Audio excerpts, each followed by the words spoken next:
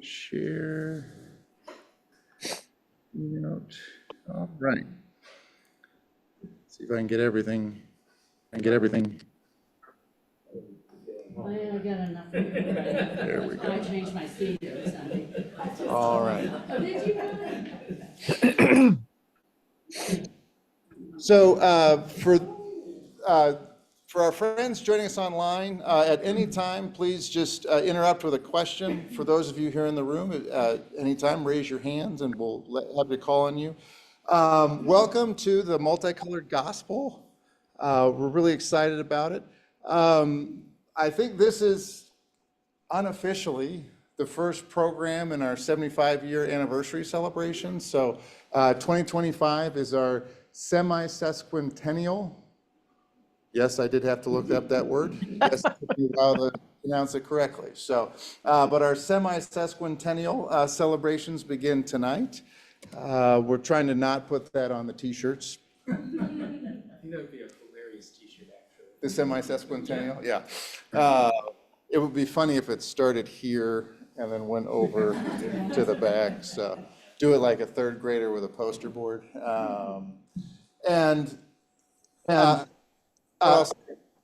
Regrettably is we don't have a lot of history that we could find about the installation or kind of the artist's intent behind our stained glass installations. We do have a few kind of nuggets of history, and we'll go over them, who designed them, who installed them. But for most of this, it's basically going to be a kind of joint wondering session, which I'm actually excited about. And just so you know, the slide deck that this slideshow is, we're eventually going to collate it, and it'll become a kind of a self-guided tour of the stained glass of St. Stephen. So the things we notice, the things you guys call attention to that I missed, this will all kind of be put together in a booklet so people can see the name of the installation, who it's, if it's a memorial gift, if it's given in memory of someone, the things that we've noticed, kind of, we want a guide that will kind of last throughout the years to what people might pay attention to in our stained glass installations. The one thing that we should all know is I am not an art major nor an art major's son. So art criticism is some new muscles that I'm developing. I'm not great at it. And I think the one thing I really want to encourage all of you is that this presentation is not at all finished. My hope is that you guys will add to it, that your insight, your experience. How many, any art history majors or, okay, wonderful. You'll give me a grade at the end of the night, Karen. And really what I want to do is, I've got some notes on what I've noticed. I'm going to withhold them until you guys kind of wander through the installations.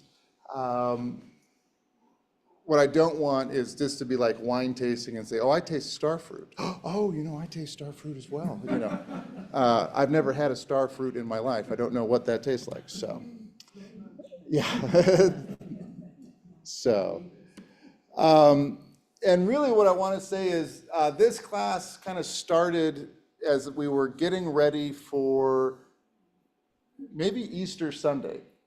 It was spring, and I noticed that, so this is the 3-panel patriarch windows right over the entrance of the church now. This rooster was standing next to St. Peter's feet. And obviously the rooster is an important part of the Holy Week story. The rooster is a kind of a reference to Peter's denial of Christ, right? The prediction is before the cock crows, you're going to deny me 3 times. And so we are not letting Peter forget that failure. The other thing, and we'll get to this in week 3 when we explore the patriarch window. The other thing linked with the rooster or the cock is the fish. So if we remember John chapter 22, Peter denied Jesus 3 times, and so in order to kind of be reconciled with Jesus, he has to affirm Jesus 3 times, right? And so it's morning, the disciples are out fishing, they think they see Jesus on the shore at a little barbecue. Peter throws off his clothes, swims to shore, has a meal with Jesus over some barbecued fish. And do you love me, Peter? Yes, Lord, you know I love you. Feed my lambs. Peter, do you love me? Yes, Lord, so we have both Peter's failure and his reconciliation kind of captured in the stained glass of Peter. And I just thought that was neat. And so I thought, well, if this was a detail that I haven't noticed in 20 plus years of being in the St. Stephen's community, maybe there's other details that we've all missed or glanced over in the years. And so that's the hope of this class, is just to give us the opportunity to take some time and just notice some of the details together. Juan came and it was running like, oh, we're not taking a tour of the stained glass upstairs. I would love to, but 6:30 in February is not the time to look at stained glass. There's not a lot of natural light coming into the church right now. So thankfully we've got the photos. My hope is that maybe by the end of the class we might get enough sunshine, but it may be too short of a class. But my hope is maybe on Sunday mornings after the service or before you sit down, you'll get a chance to take a close look at these installations. Yeah. Yeah. Do you think maybe later in the year? Oh, yeah, absolutely. Yeah, we could read. Something that you could Yeah. take us through? I was looking forward to, I understand I Yeah. need to go into the later. Thank you. Yeah, of course. And Barbara had a question. Yeah. Do we know what that cross with the double horizontal line is? It's, I'll go over it. I'm only as smart as my notes. I think it's the cross of Lorraine. What's interesting, sorry. About that later. Yeah, well, so what I will say is it is not the cross that you would expect with Peter. So the other thing that happens in John chapter 22 is Jesus kind of pulls back the veil on Peter's future. And he says, when you were a young man, you fastened your own belt and you went where you wanted to go. Soon you will be fastened and you will not get to choose your destination, something to that effect. And John tells us this was to indicate the way that Peter would die. So Peter is crucified in Rome roughly around the year 60 to 65, probably 63-ish, 64. But Peter insisted, the legend is, that he be crucified upside down because he didn't feel worthy to be crucified in the same manner as Jesus. And so the fact that this cross is upright is there's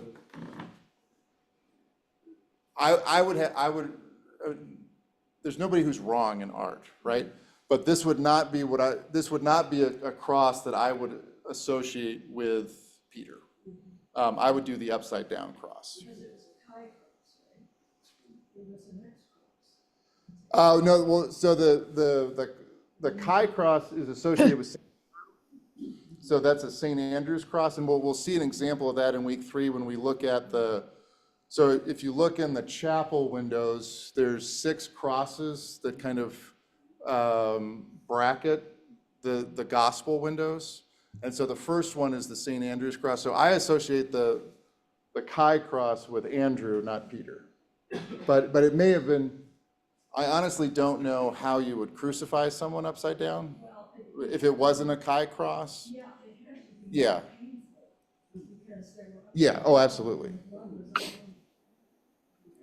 Yeah. I mean, I hate to give us a preview of what's to come in Lent, but in Lent, what we're going to be focusing on is the events of Good Friday in each of the 4 Gospels. And what we kind of forget, not to get too macabre on our first night here in Epiphany, is you died by asphyxiation. You suffocated to death when you were crucified. And yeah, and so to be merciful, you So the worst thing you can do is have your feet nailed to the cross, because then you can pull yourself up and expand your chest and breathe. So when the Romans were being nice to you, they broke their legs. And that's exactly what they did in the Gospels, right? It's Pilate, we've got a holy night starting at sunset. We need these guys dead and off the cross. And so that's why he gives the order to break their legs, is that was actually being merciful. So, yeah, fun, isn't it? Church history. But let me tell you, I was teaching middle grade, middle school, Sunday school, and it was into the Easter season.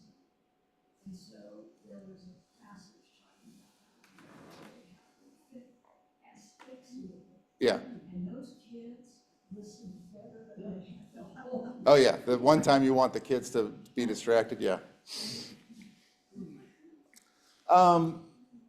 So I was lucky enough to attend a fellowship where we were encouraged. There's a growing practice in art criticism of what's called the slow look. And it's been popularized in the last few years, in particular by Jennifer Roberts, who's a professor of art history at Harvard. Her first assignment for students in her art history class is to go to the Harvard Museum and to look at one piece of art uninterrupted for 3 hours.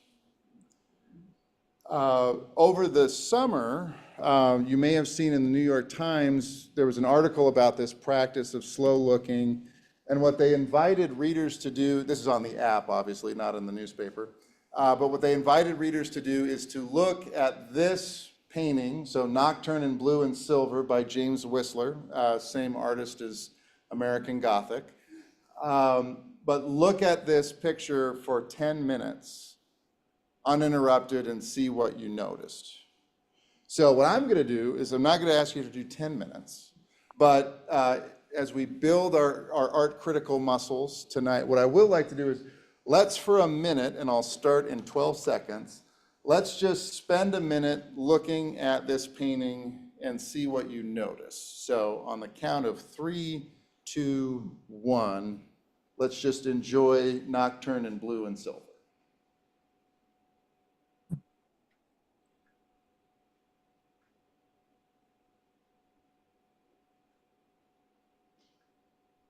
Hey, Matt. Yeah. I don't know, maybe I'm the only one on the Zoom, but all we see is you. We can't see the pictures. Oh, I can see the pictures. You can? Yeah, I can see the picture.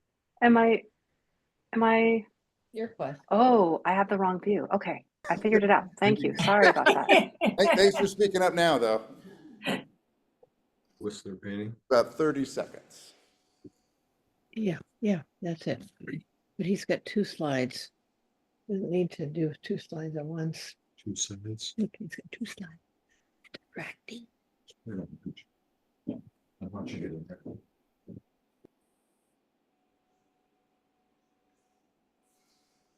So why don't we begin with our friends online? Is there anything that some of our online guests would like to share about what they noticed about this picture and their long look? Well, this is Peggy Green. The first glance at it looked like Istanbul from the Bosphorus, and Okay. then because it looks a little bit like the minarets and one of the. But Yep. when you look at it, looking at it, you can see the movement of the water. Mm-hmm. Yeah. Thanks, Peggy. Anyone here in the room? Anything you noticed? What was the first thing she said? I'm sorry. It kind of reminded her of Istanbul with that these are the minarets. So this is actually the River Thames. I think it's upstream of London, but this is I think this is actually the power plant. Where did the bishops all meet? Lambeth. I think this is the power plant that used to be on the shores of Lambeth, south of London. Yeah. And in art, I think,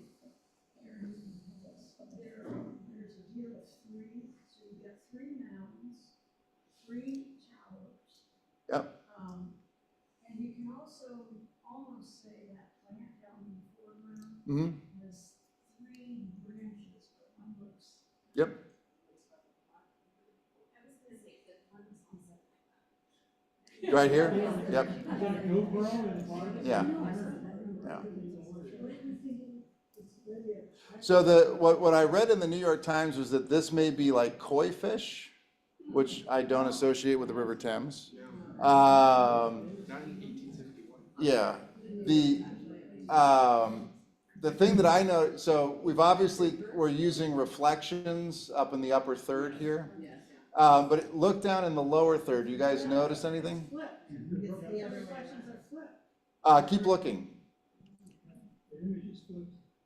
But what is the image of? It looks the same, but it's not the right. It looks like, it still looks like reflection to me, and yet the three towers are now on the right, and the Yeah. single cone-like tower is on the left. Yeah, so the theory is that Whistler reused his canvas. And so, yeah, I do agree, we've got a big something here and a big something here, and then we've got three things here, so it may be, you're right, the original painting might have been on the other side of this horizon, or it may just be complete, because there's also a building here that we don't have. So you're saying the water, to me, all of a sudden, the sky past what we're looking at, I don't know, maybe I'm crazy. It looks like the water that's on this side. Yeah, I don't know, maybe that means nothing. well, That looks like water up there and water here. yeah, Do you see that? Good. My first thought was, if that's the sky and Yep. that's the water, Yep. are they the same? I know. yeah, Why do they look the same? yeah. I was looking at the cone-shaped building and the reflection of it, it doesn't look like it's correct. Yeah. Like the reflection looks like it's a cylinder and then the building is. I figured that was the movement of the water that Oh, yeah, broke it up. yeah, It seems like the line on the right side, like there's a suggestion that that's a bridge. Yep. It's like slight little Yep. shadows. Yeah. well, and you got the little reflections from the light on the water, yeah. And this was the beauty of this article in the New York Times, and I'll link to the article in next week's reminder for the class, so that if you want to find out more about this painting and some of the details, but this is exactly what I was hoping for, that we will take the time to look at something, and I can guarantee you there's going to be a detail in the stained glass that you haven't noticed before. Yeah, there's a series of this in New York Times, it's not just this one. There are Oh, okay. 10 or 12. Oh, really? Oh, cool. Okay, I only saw, One was just there, I just saw one 2 weeks ago. oh, fantastic. Okay, yeah, this one was kind of mid to late summer, if I remember correctly, so, yeah. I didn't know it was part of a series, that's awesome. Anybody else online? Did you notice anything? No, okay.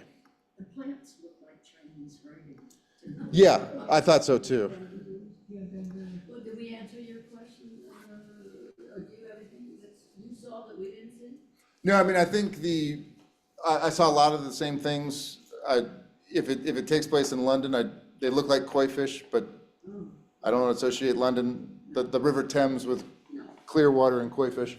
No, I think it's just, there's that wonderful statistic. If you spent like 15 seconds in front of every painting or art exhibit at the Louvre, it would take 64 years to get through, right? And that's 15 seconds, right? The Code of Hammurabi, Lady Liberty on the March, the coronation of, no, it wasn't the coronation of, crowning of Napoleon, yeah. Like, or the Mona Lisa, right? Like 15 seconds is not enough time to stand in front of the Mona Lisa. The goal is just, my goal isn't to be the authority. My goal is just to kind of facilitate the wondering and the noticing, because I think there's going to be details that I have missed, or I think your experience might be different than my experience, and it might mean something different to you. I am not an art major. My job is to facilitate a conversation about what it might mean rather than say this is what it absolutely means, because without the artist here to say that, I'm not sure I have the right to do something like that. So the most used word in this class is going to be the word "and," right? So Barbara's got a theory about what it might be, and what is Clark's idea, and what is Katie's, right? You know, there's, and is a big important part of this class. 3 hours would be killer though. Yeah, well, we're gonna be shorter than that. So the 2 prompts that I'm gonna give you for every stained glass is gonna be, what do you notice? And what are you wondering about?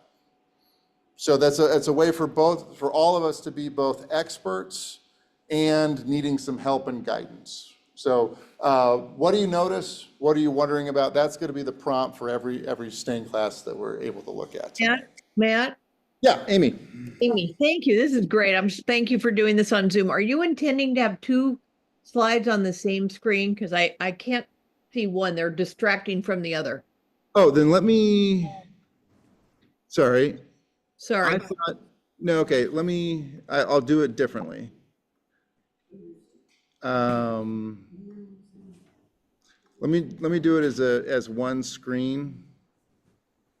Sorry. Displays.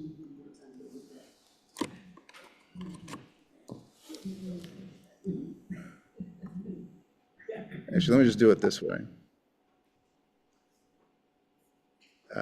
Entire screen. There we go. Is that better? I'm now seeing everybody. So It's because I forgot to. that's okay. So now share screen, Keynote, share. Oh, perfect. That's great. There you go. That's great. That's it. Great. It's great for everybody online. We're not quite there. Yeah. I'm sorry. No. We're gonna get it working. There we go. If there is a just and loving God. All right, can you see us online? One screen? Yeah, I can see the title, Unearthing Meaning, Okay. but no text. Perfect. Okay, that's because there's not text yet, so. Got it. There you go. Oh, this You is so don't, you great. don't need to go get your eyes checked. Thank you, sir. It's great. Yep. But I've lost my ability to move our friends. All right. There we go. Okay, that's All right. So here's St. Stephen's. This is a really early, this isn't our first service, but this is our first confirmation service in 1954. A couple of things I'd love you to notice. One, the pulpit is on stage left. The lectern is on stage right. So when we built the church, the chapel wasn't there. The best I can tell is when we extended the chapel, there wasn't a good sight line for the pulpit, so they flipped the pulpit over. The other thing, which may be really hard to see, but if you focus on the chevron shape right here, so just behind the organist's head, kind of right above it, there's a small chevron.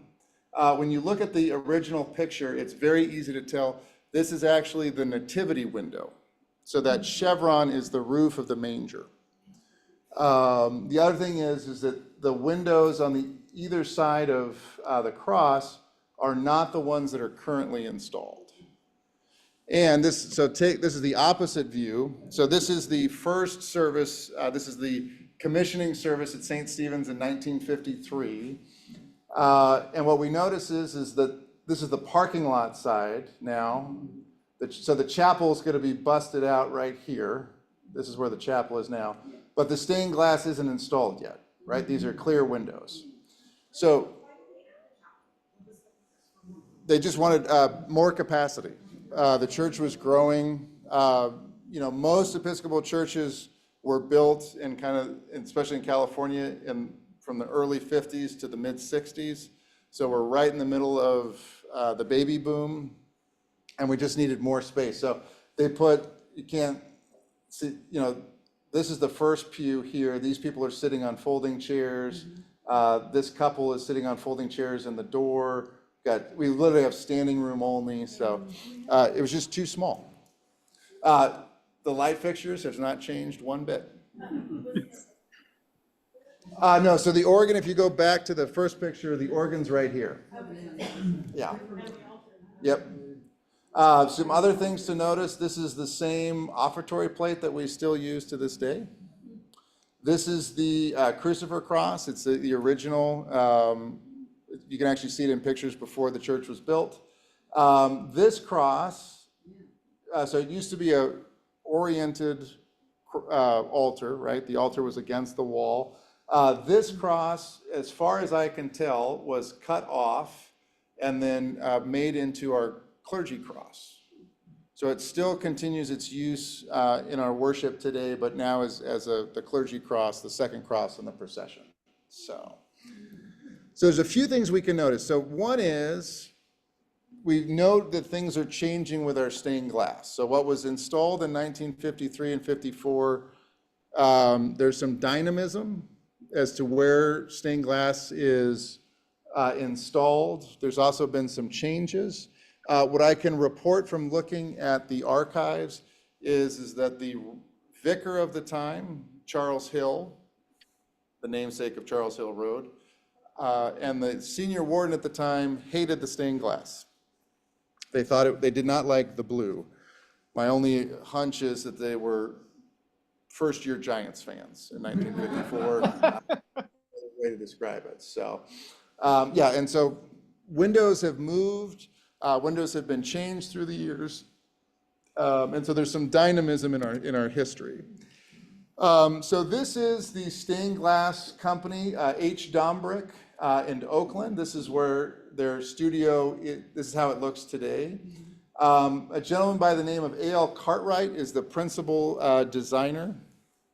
I'm just gonna scooch this over. Let me just get that down there.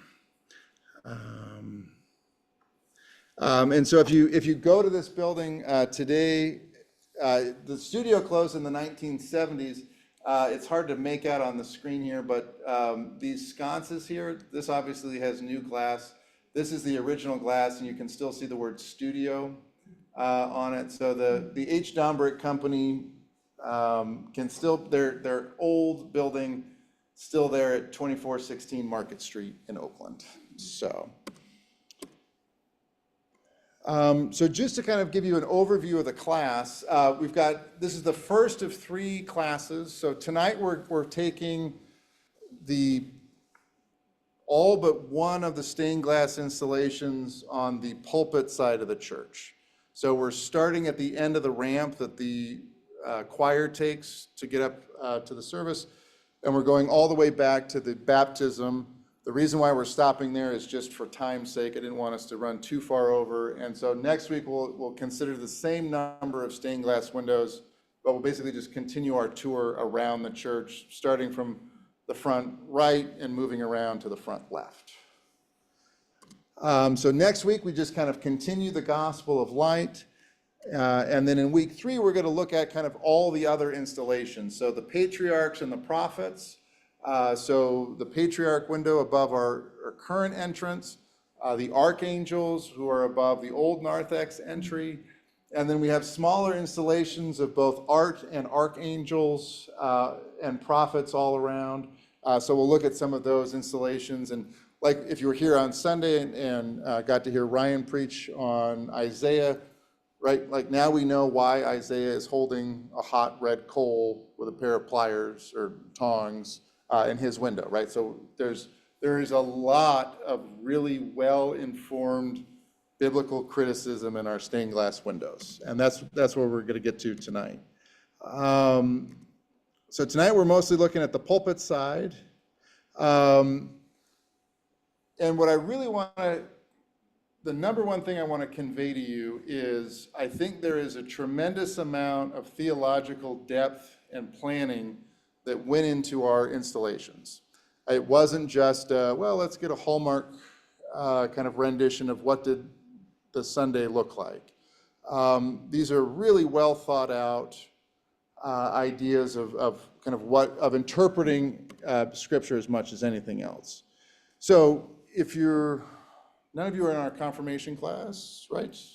Maybe someone online. We've been asking the class the question, who is Jesus? And 2 weeks ago after the annual meeting, we were going over the creeds, and we answered the question, Jesus is both fully God and fully human. Comes up with this wonderful Venn diagram. It's not a coincidence that our stained glass fits this exact shape perfectly. So let's talk about this particular shape because it has a lot of meaning. So it's called a Vesica Pisces, and it is a common shape in Christian art and symbolism. It literally translates to the bladder of a fish or the lungs of a fish.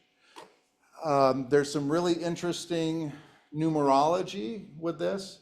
So this shape has a ratio of 265 to 153. The number 153 is in Archimedes, so in Greek philosophy and mathematics, the measure of a fish. It's the closest to the square root of 3. So the number times itself that equals 3. 153, believe it or not, is a significant number when it comes to fish in the Bible. In that same post-resurrection appearance of Jesus in the Gospel of John, how many fish do the disciples pull out? 153. Who knew that Jesus was that good at math? There's also obviously a lot of fishing and fishermen in the Gospels. A number of Jesus' disciples were fishermen.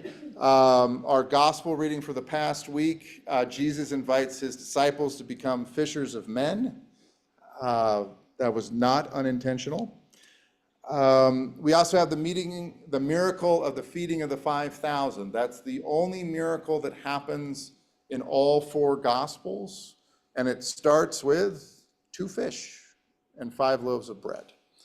So fish is kind of an interesting concept in the Gospels, and it obviously plays a prominent part in Christian art. So this shape, this Vesica Pisces, is obviously associated with Jesus. It's also very commonly associated with Mary. So when we look at especially kind of the American depictions of Mary, particularly in the kind of Mesoamerican tradition, this shape kind of highlights and brackets Mary. There's kind of obvious allusions to anatomy here. So with Mary, it reminds us of the womb. It recalls more than just the shape or fish, particularly when associated with Mary. If you look at, this is the square in front of St. Peter's in Rome. We happen to have 2 giant circles, and wouldn't you know, we have that exact same shape there. And this is the Great Seal of the Episcopal Diocese of California, right? So this shape is an important part of Christian art and architecture. So Vesica Pisces is the shape of a fish in Latin. Let's go to the language of the New Testament, which is Koine Greek. Translate fish into Greek and you get the word ichthus. How many of you have seen a bumper sticker that look like that? Lots. So, the word ichthus happens to be an anagram for Jesus Christ, God's Son and Savior. So during the early centuries of kind of Christian history, when Christianity was still essentially an undercover religion when persecution was certainly a real possibility. The fish became an underground symbol for Christianity. If you said ichthus, you were literally saying or implying Jesus Christ, God's Son, the Savior. And so the fish becomes a very important Christian symbol as well, and it's taken from this exact same shape. And wouldn't you know, it gets read into our stained glass installations, which I think is really, really cool. So this shape kind of shows up. The other word for Vesica Pisces or Pisces is the mandorla, which is Italian for almond because it has that kind of almond-like point.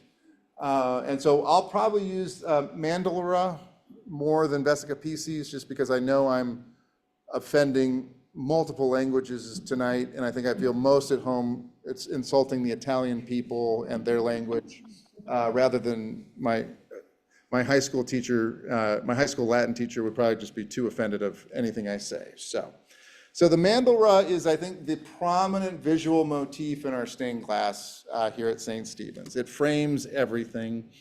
The other elements that I think are really important, even though our first vicar really did not appreciate it, is the use of blue. These are very, very blue windows. Blue is a color that is often associated with divinity, with purity, and with heaven. Atop of the almonds, the mandorlas, we always have these swirls, both at the very top and at the kind of the 10 and 2 position. You kind of get the sense that this is organic. It looks, there's a couple, I think it's organic, whether it's half of a fleur-de-lis, whether, you know, I almost get like cornstalk vibes or some sort of vine growing. But yeah, so I think there's lots of, what does it look like to you guys, the shell? Tulip shape, okay. Yeah. Looks like a nautilus shell. Oh, okay. You see nautiluses there? Yeah. Yeah, the nautilus shell. Yeah. Yeah, I think, and this, remember, we're all experts here. Love it. So, you know, they could be stylized clouds, they could be waves. There's lots of kind of motifs that we might read into that. But the blue, these swirls, and then what's really interesting is near the bottom is we always have this medallion in the gold color, and it really serves as an interpretive tool for how we might read that piece of stained glass. So we'll come back to this when we talk about the nativity, but here we have a daisy. Ryan and I spent most of yesterday trying to figure out why a daisy, and we'll get to that in a minute. So, yeah. Towards the top, is that a starfish in there, or what is that? So this is the nativity. So I'm going to guess that is the Star of Bethlehem. Yeah. And so this is that same kind of chevron shape I was pointing out. So this used to be the furthest forward right. And so this is kind of the roof of the manger. We kind of got the straw there, more straw around the baby Jesus. We've got the sheep, the cow, and then my favorite thing to say, we have a stained glass ass in our stained glass class. John and Abby really loved that joke, so kept that one in for them. So yeah, so that's a stained glass ass. So okay, but again, the theme of the class is and. John, you've got an and for us? What is that thing that Joseph is holding? It looks like a ear of corn on the end of a stick. Yeah, so He was a carpenter, so I don't get the connection. So, well, as we go through this sequence, I think you'll see, I think it's a fleur-de-lis. And when we see the sequence, I hope that isn't met with too much opposition. But I think it's a fleur-de-lis, and it'll make more sense in the context of when we see the Annunciation. The fleur-de-lis is a symbol of Mary. absolutely associated with Mary. And so as we get through the panels, I think it'll make more sense. Yeah. Yeah. That flower at the bottom to me struck me as a rosette, but I guess in real life, when you see real life, does it look like a daisy or? We'll zoom in on it when we get to this slide. Rosettes are symbolic of Mary in the center and. Yeah, I mean, well, and again, a lot of smart people, it might be a rosette to you, it might be a daisy to Ryan and I. What was interesting to me is I had never seen the daisy. The daisy is just not a Christmas image to me. But when we searched daisy nativity, it is a symbol of simplicity and of the nativity, which is something that I had never associated with it. Yeah, question about. Well, so my first thought was sunflower, which again, I would never associate with Christmas in California. But one of the reasons I thought sunflowers are heliotropic, right? So the sunflowers move to follow the sun. And I think we can find meaning in all of those things. So whether it's a daisy, a sunflower, a rosette. Yeah, exactly. Yeah. Juan had a question. Yeah. We've had different interpretations of the ring Yeah. around the Mendora. To me, they look like birds. Oh, really? Okay. No, that's possible. Yeah. I want to ask you a question, please. Yeah. So this scene there on the stained glass, the company that made these stained glasses, they had artists working for them, and Yeah. they're the ones that came up with that particular picture? Yeah, so I could go back to the slide, but there's one artist who's responsible for all of the stained glass. Oh, okay. Yeah. Okay. Daisy is a shortening of days on Okay. from the English, so that's an important day. Oh, yeah. No, that's good. Yeah. There's lots of cool things. And so again, we'll come back to this one when we get to the sequence, but what do you notice and what are you wondering about are going to be our chief questions. So let's get to it. So this is our first installation. It's the absolute front right on the pulpit side. This is the Annunciation. It's given in memory of Helen Clark Park. And so what I've done is I've we'll center it. Oh, sorry, no, I forgot what I did here. So first what we're gonna do is we're gonna read what I think is the biblical reference for this. So this is Luke chapter 1, verses 26 through 35. In the 6th month, the angel Gabriel was sent by God to a town in Galilee called Nazareth, to a virgin engaged to a man whose name was Joseph, of the house of David. And the virgin's name was Mary, and he came to her and said, "Greetings, favored one, the Lord is with you." But she was much perplexed by his words and pondered what sort of greeting this might be. And the angel said to her, "Do not be afraid, Mary, for you have found favor with God, and now you will conceive in your womb and bear a son, and you will name him Jesus. He will be great and will be called the Son of the Most High, and the Lord God will give to him the throne of his ancestor David. He will reign over the house of Jacob forever, and his kingdom there will be no end." Mary said to the angel, "How can this be, since I am a virgin?" And the angel said to her, "The Holy Spirit will come upon you, and the power of the Most High will overshadow you. Therefore, the child to be born will be holy. He will be called the Son of God." So that's the biblical reference for that. And now what we'll do is, why don't we take about a minute? Actually, so what we'll do is take about 30 seconds to look at it full frame. And then the slideshow is going to take us kind of from a top to bottom, kind of a slow look. So why don't we take about 30 seconds and see what we notice and what we might be wondering about.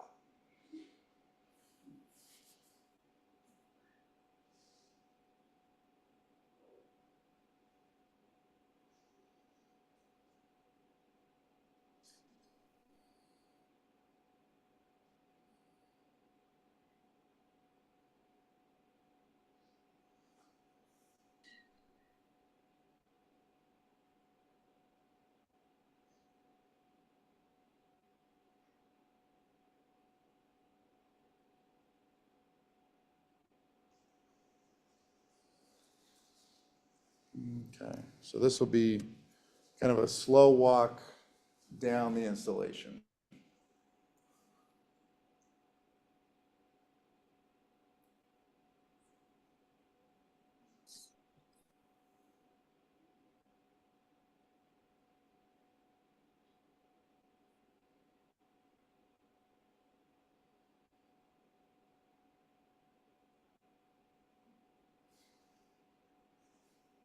And then not to distract you too much, just so you guys, if you don't remember, this is the handicap accessible rail, not part of the installation. Just, the best we could do. Stan wanted to take them off the walls to take a picture. I didn't think Mike would forgive me, so I tried my best to line it up with the lines, so.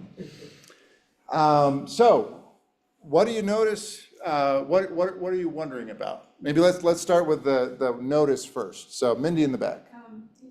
Underneath Mary, Yep. where she's sitting, is a cushion, it looks like, and it's purple, which is interesting because you don't see in the early life of Jesus purple representing the sun, so he gets killed.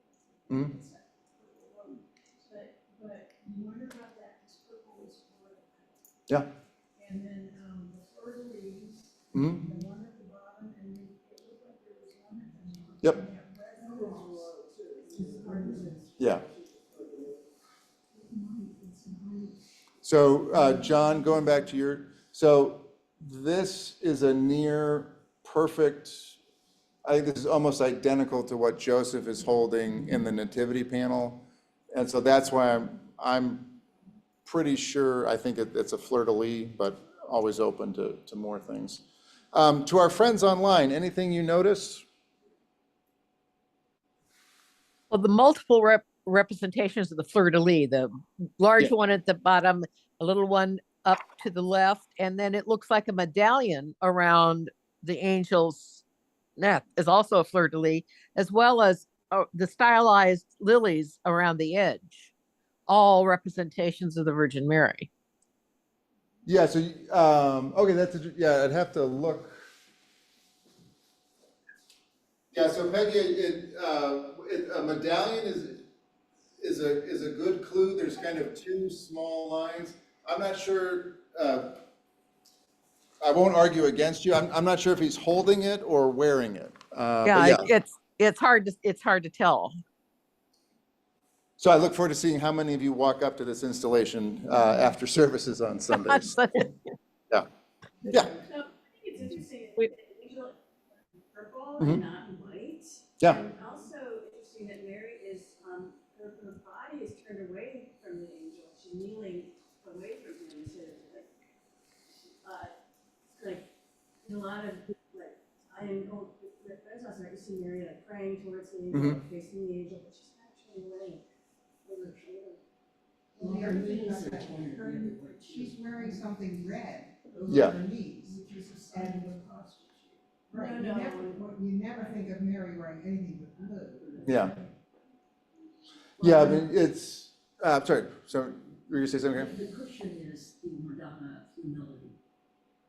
Okay.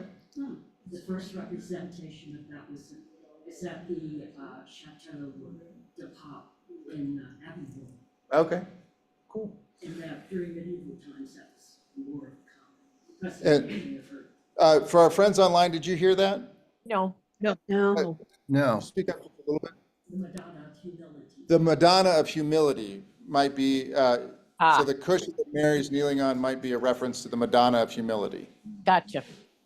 The other thing that's interesting, Mary has the halo that's orange, and then the angel has like a orange sash, and then some little, not really his feet, but something. Is there something about those three colors being unified? Yeah. One thing that I noticed, I think there's a lot of movement in this particular scene. It just sort of flows. And if you look at her right hand, it's large. Her left hand is very small. Gabriel's left hand is large. His right hand is very small. Yeah. Yeah, I mean, I think, so going to, I can't remember who, it's interesting because Mary is facing away from Gabriel, but her head is kind of inclined to him. And her right hand is kind of in the blessing posture a little bit. She also has a hand over her tummy or womb too, which I think is interesting. Yeah. Maybe. Yeah, I mean, maybe. I'm curious about the finger, the little finger seems to cross, and I remember vaguely that there's some symbolism to that. Yeah, so there, you'll see it a lot in, particularly in icons, kind of a blessing gesture with the pinky down. The hand motion is kind of varies by artists and their familiarity with, you know, if we're referencing Mary is presumably Jewish, right? You know, the old Vulcan greeting, right? Leonard Nimoy, the actor, his grandfather was a rabbi, and so this is the hand gesture for the blessing of Aaron, and so he took it as the Vulcan, you know, so that there's the blessing gesture varies, but I think this is a common one in art, particularly in icons as well. My Russian history professor said, we brought that Yeah. up, there was a big conflict between whether it was 3 fingers up representing the Trinity and Yeah. 2 fingers down representing the dual nature of Christ. Okay. Or 2 fingers up representing the dual nature of Christ and 3 fingers down representing the Trinity. Yeah. So I was boring Ryan with this. So the patristics professor at Yale blessed people like this, and a lot of people kind of took on this gesture, kind of a pinky down, ring finger, you know, a little bit, not balled up, but down a little bit. And so somebody once asked Professor Greer, you know, why do you bless like this? And he goes, what do you mean? No, he had a gimp pinky. He didn't have the muscles to extend. He would have blessed like this, but he didn't have the ligaments in his hand. And so there's generations of Yale-trained priests who bless like this, thinking that it's the holy way to do it because that's what Rowan Greer did it, but it's really just a gimp pinky. So, yeah. Yeah, I mean, I think, yeah, so the purple, you know, somebody mentioned purple and gold are markers of both divinity and royalty. Please follow along with the color of Mary's halo, because it is not uniform. And I think it's interesting, and I would love to hear some theories on that.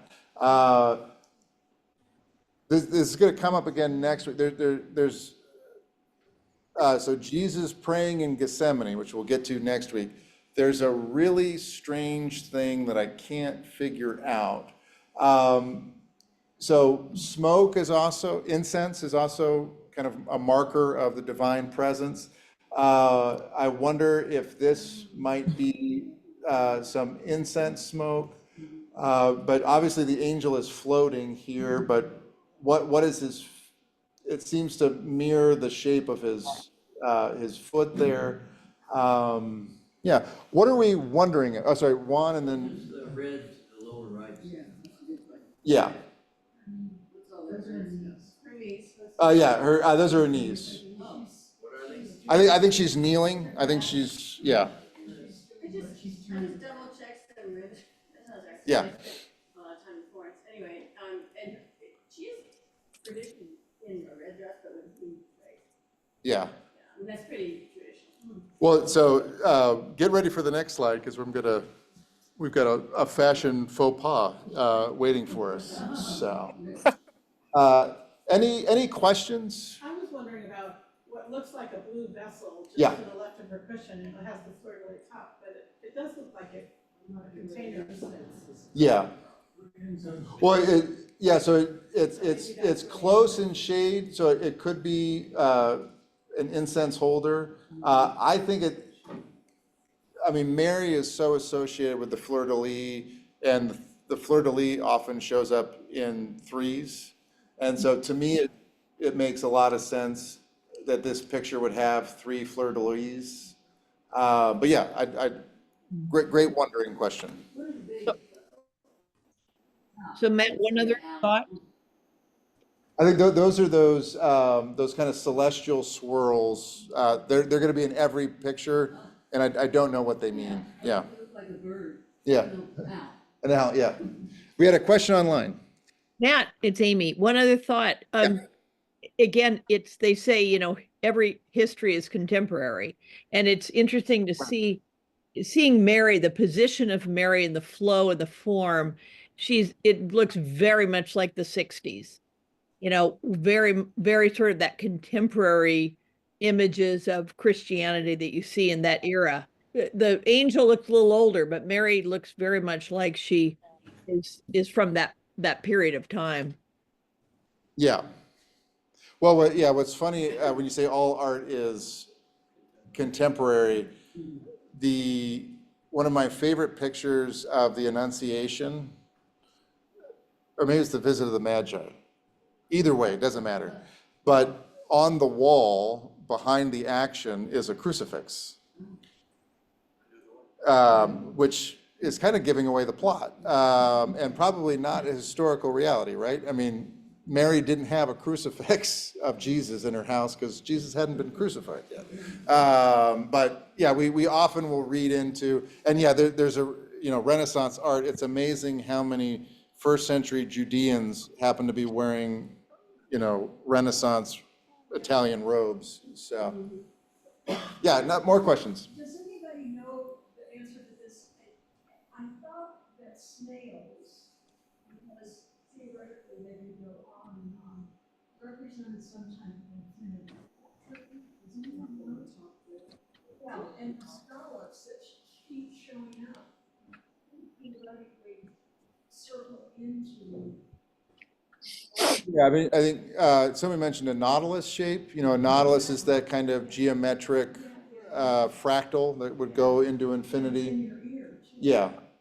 Yeah, I mean, one of the ways we can explore these pictures is, particularly if you look at the Mandalura as a vaginal image, right? It's a marker of transition, and so it almost becomes like we're opening the veil through history, and so we're looking through time to see this in the stained glass.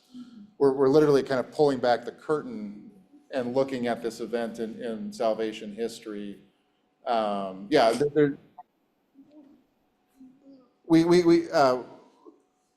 I didn't intend us to spend an hour and a half on this picture, but we could keep going deeper. Yeah. Any more questions? We might have to turn this class may leak into Lent. So, all right. Yeah. So I've got some of my notes, but we've kind of hit those. So now we get to some questions about fashion. So this is the Visitation. It's dedicated to the youth of the world by the St. Stephen's YPF. I think that's the youth, I can't remember what it stood for, but basically the St. Stephen's Youth Group. And this is the biblical, this is the biblical reference. So from Luke, again, chapter 1. I really didn't mean it for it to disappear that quickly. In those days, Mary sent out and went with haste to a Judean town in the hill country, where she entered the house of Zechariah and greeted Elizabeth. When Elizabeth heard Mary's greeting, the child leaped in her womb, and Elizabeth was filled with the Holy Spirit and exclaimed with a loud cry, "Blessed are you among women, and blessed is the fruit of your womb. And why has this happened to me, that the mother of my Lord comes to me? For as soon as I heard the sound of your greeting, the child in my womb leaped for joy, and blessed is she who believed that there would be fulfillment of what the Lord spoken to her by the Lord." So that's the reference here. And again, I'll give us about 30 seconds to just kind of look full, and then we'll give a 30-second kind of rundown. You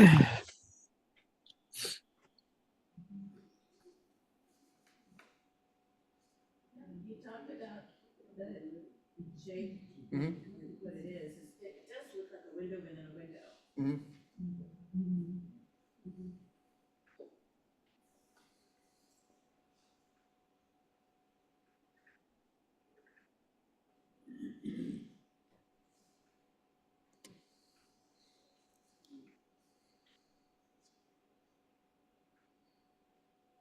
So the same border is used on all? Yeah, that's the overwhelming motif is this mandala with the swirls at 10, 2, and noon, and then with the medallion below. And two little boys, Yeah, but they have angel wings. yeah.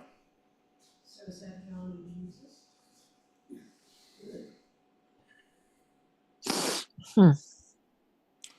So, what do we notice? Her shoes don't match her outfit, purple and blue. How could she? Yeah. So Mary was wearing red in the last frame. How about we start with wondering questions? Which one is Mary?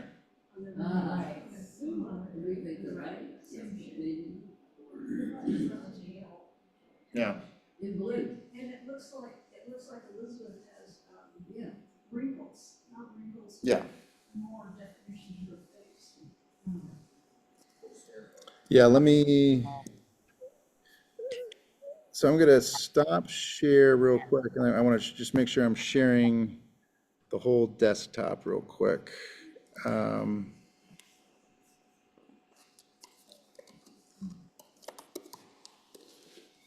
Dun, dun, dun, dun, dun, dun, dun. There we go.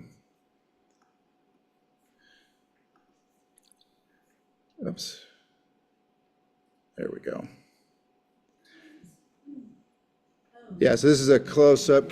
For our friends online, are you seeing the close-up as well? Yes, Yes. Yeah, so I think, I do think that this is Elizabeth. Remember, she was advanced in age, well beyond childbearing years, so I think we definitely see some age here. We also have kind of the headdress, which we've never have seen, nor will we seen associated with Mary in our stained glass. It may be a potential marker of wealth, that her husband Zechariah was the high priest that year. So I do think it's Elizabeth here and Mary on the right. The other reason I think that is, again, the right hand in Christian art is incredibly important as the hand that blesses. And so it's, as Elizabeth saying, it's blessed are you and blessed are the fruit of your womb. It's her right hand on Mary's tummy here. I think the other thing we can also see is there seems to be a differentiation in aging if we look at the hands. So I'm fairly convinced that this is Elizabeth. I think it's just, yeah, great question. I think it's just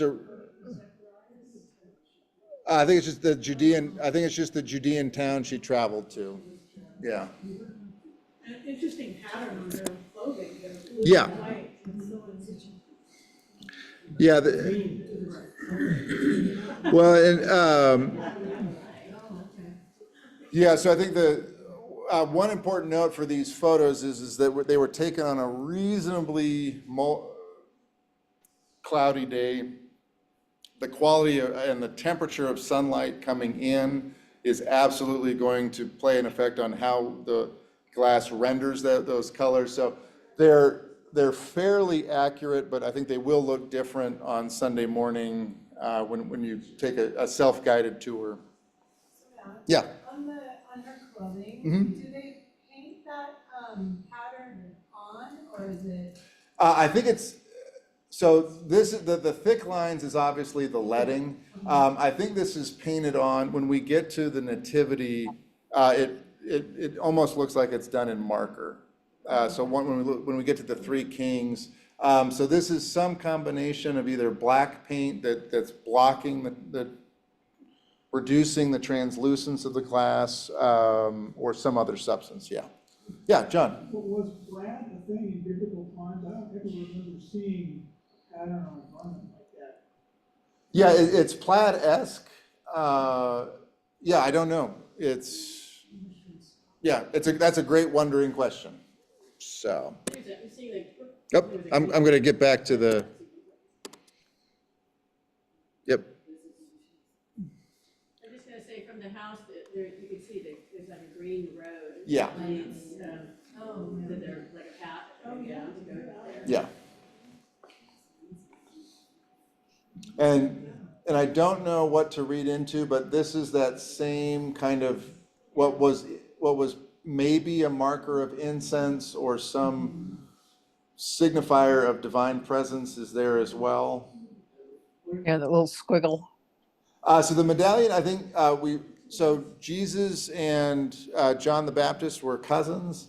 And so I think it's a reference to the twin, or not the twins, the cousins, both in the wombs, right? I mean, the medallion could become, they're not twins, but they're both in the womb together. Associating them with angel wings is an interesting choice. It's not one I've never seen Jesus with wings, so, except at a Super Bowl party. Carolyn, did you have a question before that terrible joke?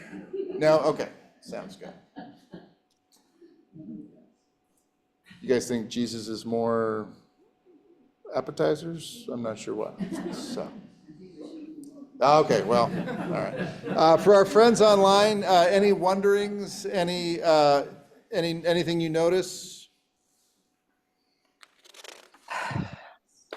What does the church represent on the side there, on the left side? I think most of us in the room, Nancy, think it might just be a reference to the Judean hill town that she went to go out and visit. It's more of a temple than a church. It could be a temple, it could be a town. Yeah, I think, how do you think it looks more like a temple? It's hard to tell. Yeah. I was trying to look and see if I could find a picture of the church at Nazareth, because for me, there's something that looks familiar. Yeah.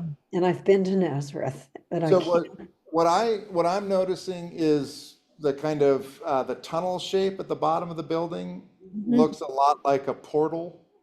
Yeah. So to me, it might be a representation of a whole village, right? Like all those Psalms that talk about the watchman over the portal, kind of the city gates. Yeah. So I'm inclined to think of it as a village, but given the peaks and the towers, a temple or a church could.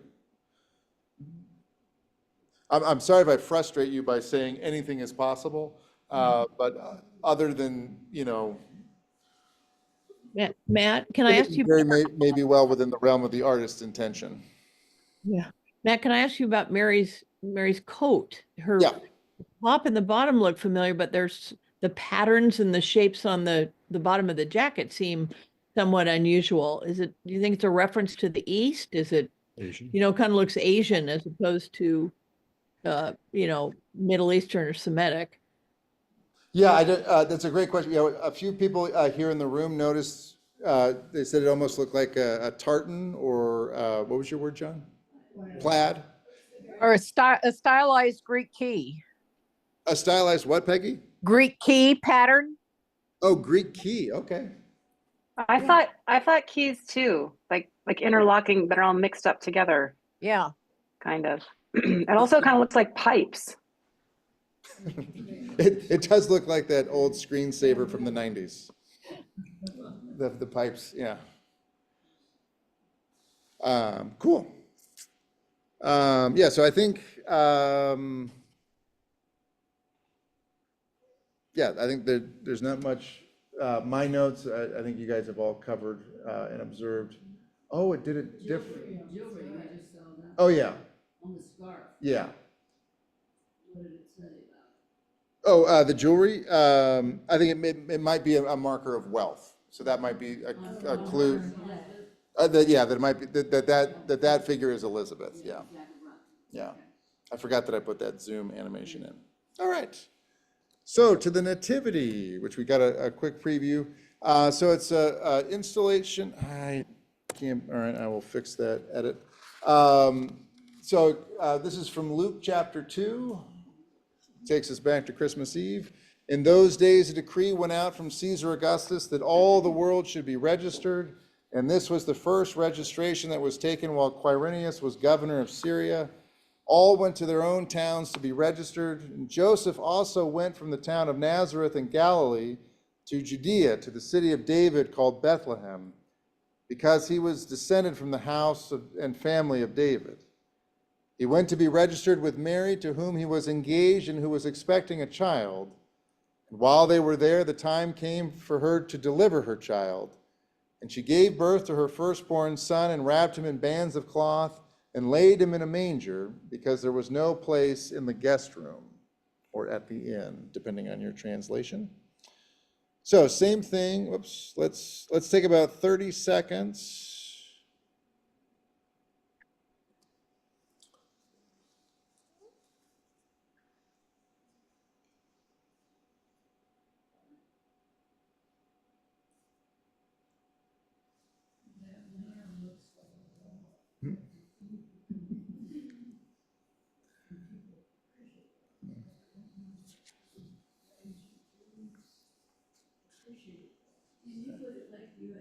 Yeah, well, yeah.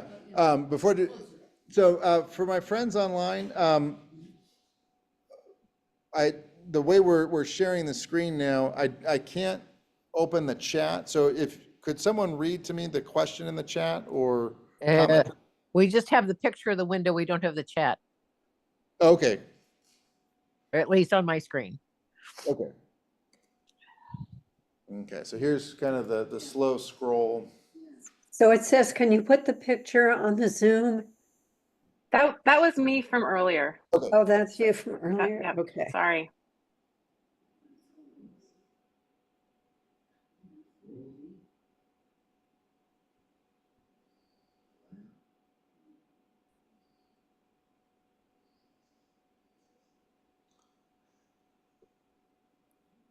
So I think when we zoom in a little bit, particularly looking at the center of the flower, I think it starts to read a little bit more like Daisy.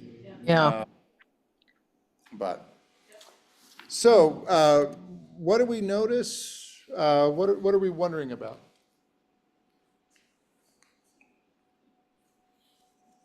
Well, it's interesting on the gold or yellow trim or whatever that appears to be coming up Mary's sleeve, but doesn't necessarily appear to be attached to her garment. Is that, I wonder if that's another representation of incense. And again, we see red in her dress. Yeah. Bright red sleeve, and then sort of a ruby dark red. Yeah. Interesting when, the normal representation usually is blue. And then the blue halo instead of the gold. Yeah, so the color of the halos have changed. So Mary's got a blue one. Joseph kind of has a purple. Purple and blue. And the blue donkey, I'm sorry, the purple donkey. Yep. Number one is in the same area basically that temple looking thing was in the last one. Okay. I wonder if the donkey is purple because not only would he carry them to Egypt, but they would be the king, but also on Sunday. Okay. So you see some association between the position of the temple. Oh, no, I'm saying, it looks like the artist is trying to get that one splotch of purple in there. Okay. And he did it differently in the first one. But what I'm also saying is that the donkey is important to the story of Jesus. And so you wonder if purple being a red color. Yeah. No, but they're great wondering questions. Yeah. Why does his face have so much detail? Hers doesn't. He looks so much older, but it's like it's got definition lines, and her face is just flat. Well, he was older. He was considerably older. She Yeah, was yeah, just a it teenager. shows. But look at how much detail. Well, he's also full face and she's profile. Yeah. If you put your light on his face. This one? So, yes. Yeah. Yeah, and so I wonder, so like I said, I think this is another marker of a fleur-de-lis. It's got that same exact shape of what we saw the angel Gabriel either present or carry to Mary with the message. What I don't know is if this is the stem that Joseph is holding, or is it more of a staff with just, yeah, it's a very different color from, if it is a fleur-de-lis, it's a very different color. You know, It looks like a baby bull to the upper right of the. yeah, I think you're right. I think that's a cow, donkey, sheep. Just so, what Ryan and I found yesterday was that the daisy is most commonly associated with the nativity in Spanish art. So it may not be a very well, it may not be a commonly associated icon with the nativity, but it does seem in Spanish art that might be the connection as well. The baby looks very Anglo-Saxon. Yes, he does. Looked like one of my brothers when they were born. Yeah. You wonder how much heartburn did Mary have, because that is a full head of hair on baby Jesus. So, is that still a thing? Oh, yeah. My poor daughter. Yeah. What does the white depict between the donkey and Mary's head? I think it's a fence. I think it's part of the manger. So it almost looks like a feed rail. Yeah, John said the stall that the donkey and the cattle are in. That's how I would read it. Okay, Yeah, great question. Thanks, Nancy. that lamb is gonna have a sore neck. Yeah. I see Mary, Jesus, and the Lamb as being fully lit, and Joseph and the two animals being more More in the background? Oh, that's interesting. Well, and what I did notice until Cindy mentioned it is obviously Jesus' association as the Lamb of God. So putting the lamb in the foreground next to Jesus may have been very intentional as well. I'm not sure if I look smart or if I look stupid thinking of these things as we meet it rather than in prepared remarks, but it is what it is. Yeah, that's an interesting theory, Cindy, that Joseph is in the background and shaded. Yeah. All right. Well, I'm gonna have to go visit the stained glass tomorrow to find out. So, there we go. All right. So this is the Gloria in Excelsis, just the two-syllable glory. It's given by the St. Stephen's Choir. Whoops, and I hate that I've got that animation messed up. So the story of the angel visiting the shepherd again comes to us in Luke. What I hope you've maybe been paying attention to is we're not skipping a lot of verses when it comes to the Gospel of Luke. We had 2:1-7, now we're at 8-14. Now in that same region, there were shepherds living in the fields, keeping watch over their flock by night. Then an angel of the Lord stood before them, and the glory of the Lord shone round about them. That's amazing. I'm quoting Charlie Brown in the Revised Standard Version there, not reading aloud. And they were terrified, or as I prefer, sore afraid. But the angel said to them, "Do not be afraid, for see, I am bringing you good news of great joy for all people. For to you is born this day in the city of David a Savior, who is the Messiah, the Lord. And this will be a sign for you. You will find the child wrapped in bands of cloth and lying in a manger." And suddenly there was with the angel a multitude of the heavenly host, praising God and saying, "Glory to God in the highest heaven, and on earth peace among those whom he favors." So there's the scriptural inspiration. And so now we'll take a slow look.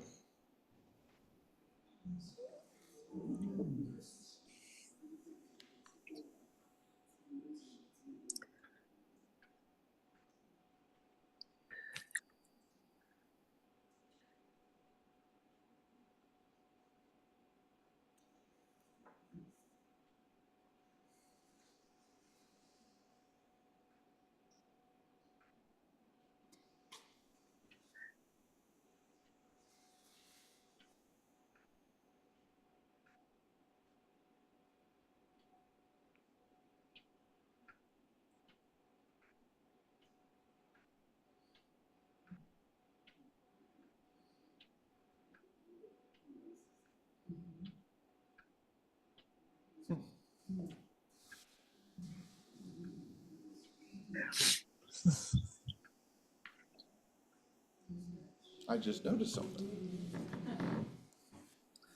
All right. What do we notice? What Well, you question? have two varieties of stars. You have the two upper ones that look like starfish, and then the one that's lower one, I would interpret that as being the natal star. Okay. Because it looks more like a starburst, and the other's just, stars of the night. Yeah.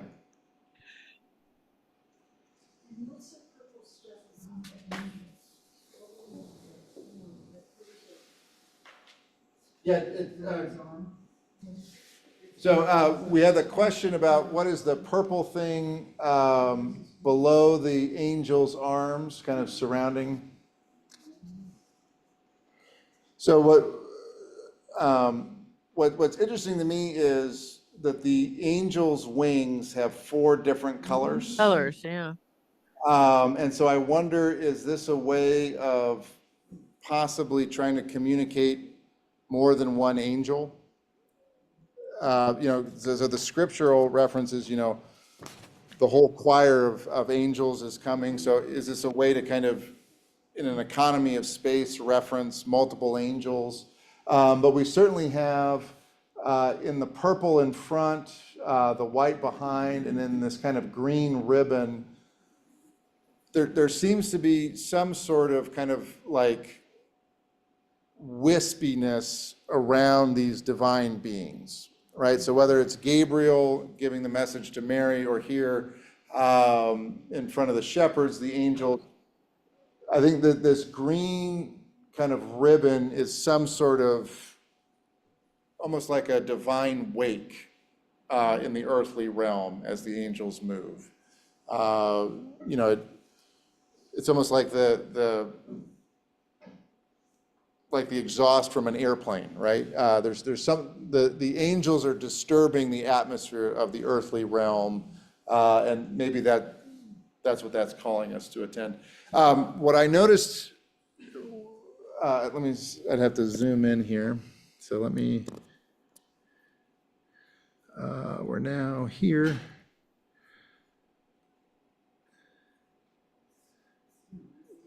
What I don't know is, what is this brown figure? Is this a sheepdog?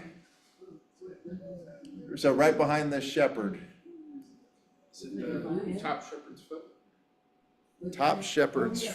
Because he's kind of orangey brown. Oh. No. Yeah, it's his feet. He's kneeling. It's feet? Maybe. Yeah. He's got a broken ankle, Yeah. if he does. Yeah. Artistic license. So we're looking at this. So I thought it might have been so this is a sheep. Maybe this is a small corgi, just Rector's preference there. Yeah, we've got the grass. And then more grass and But one, Matt, Yeah. Amy, you just muted. so sorry, thank you. One of the things that really strikes me of those two shepherds is one is very disturbed. You can see the upper one, he's Yeah. really worried. And then the second one sort of has a little bit more of an ease. Maybe he's heard the message that this is a joyous time, don't be worried. But it's amazing in these windows how they really do express this emotional feeling that you wouldn't necessarily expect in a suburban church installation, you know? Yeah, well, I think one way to read that is if you think about reading a painting like we read a book in the West from top to bottom, right? Maybe the first angel is the first reaction, being sore afraid, and then the lower angel is responding to the first reaction is terror. The second is like you said, after the angel has said, "Do not be afraid, for behold, I bring you good news." So maybe the lower shepherd has maybe been calmed by the angel, where the first shepherd is kind of immediately terrified. Right. It really tells that story, doesn't it? Yeah. I don't see terror, I see intently listening. Okay, we see. Ooh, I had another idea about the color, watercolor wings. Maybe it's like representing scintillating colors. Okay. Yeah. There's so much, well, there's so much energy in this Yeah. whole stained glass window, and it could be like scintillating colors, like a rainbow effect. Yeah.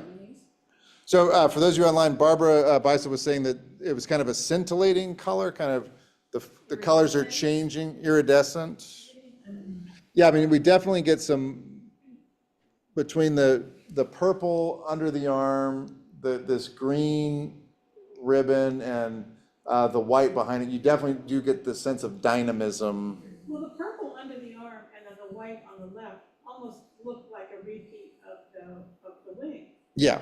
So it's, whether it's somehow a second wing or Yeah. another angel, because.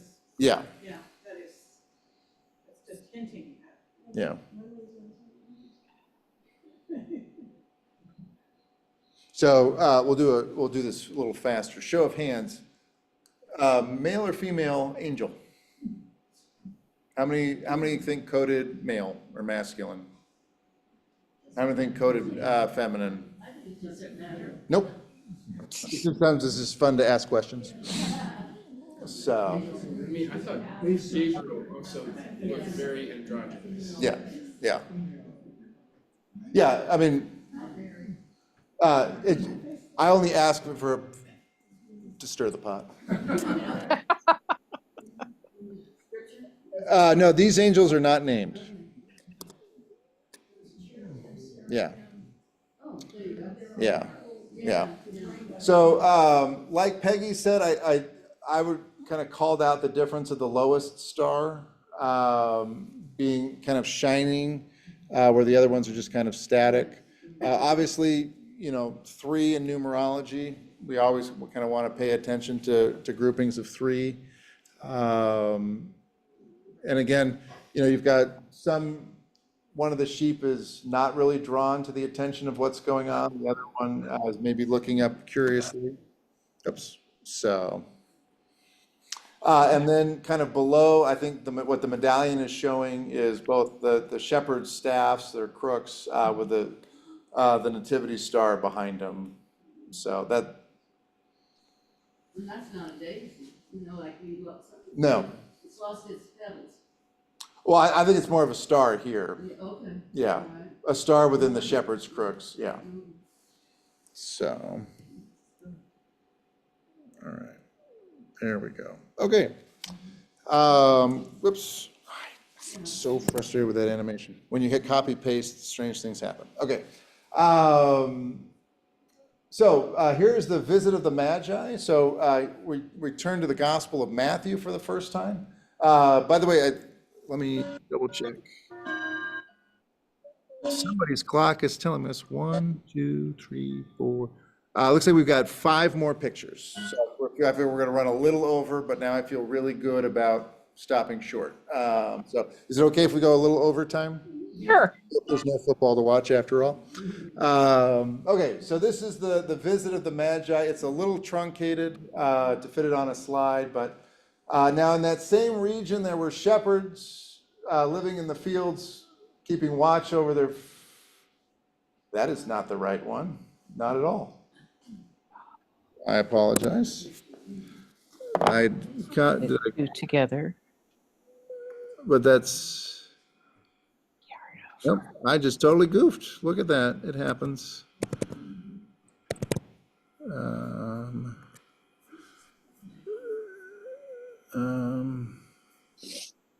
All right, I can't do this from memory, unfortunately, so.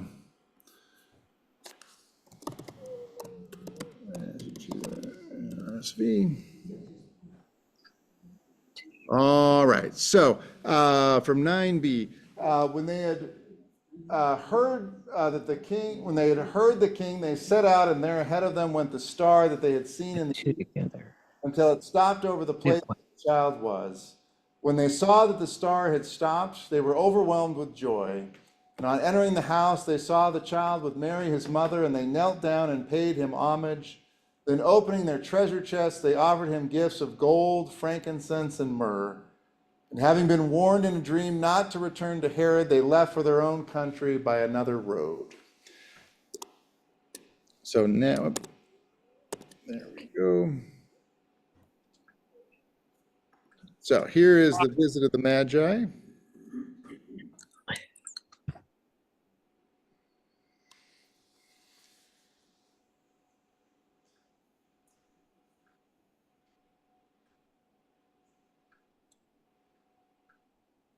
And not to distract you, I will say that the skin tones of Mary and Jesus are a little tilted cool, a little more blue than they appear up in the sanctuary.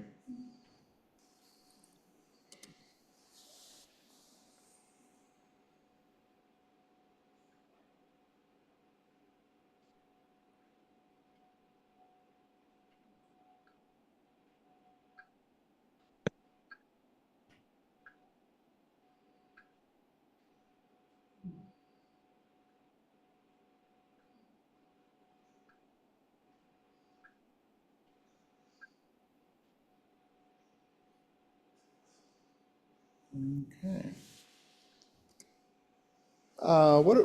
What are we noticing? What are we wondering about? So they're holding the three keys. Yeah. Holding them, gold, frankincense, and myrrh. And on the other side, the three. Yeah. And you wonder if the top one is the frankincense. That's interesting. Three crowns. They're keeping their crowns off. Yeah. They're no longer the kings, they're. That balances the picture. Yeah. So Jesus is blessing. Yeah. Well, it looks like he's already doing the Cruz Rex. Yeah.